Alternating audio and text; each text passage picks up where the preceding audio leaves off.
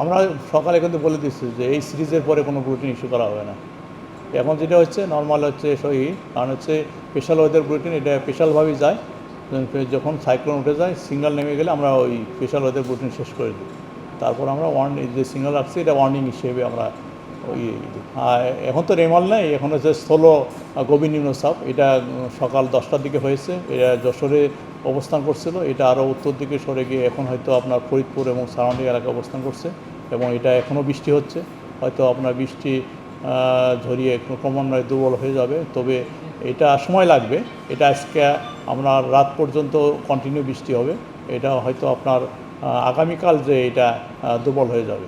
হ্যাঁ, ঢাকাতে বাতাস হয়েছে আপনার 56 কিলোমিটার 12 ঘন্টায়, যেটা এটা যেহেতু স্থলনিম্নচাপ, এই স্থলনিম্নচাপ থাকে বা নিম্নচাপ থাকলে মাঝে মাঝে দমকা ঝড়ো হবে।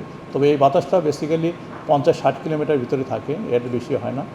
তবে এর সাথে যেটা হয় হচ্ছে আপনার প্রচুর বৃষ্টি হয়, যেটা ইতিমধ্যে ঢাকাতে সকাল 6টা থেকে বিকেল 3টা পর্যন্ত 117 মিলিমিটার বৃষ্টি হয়েছে।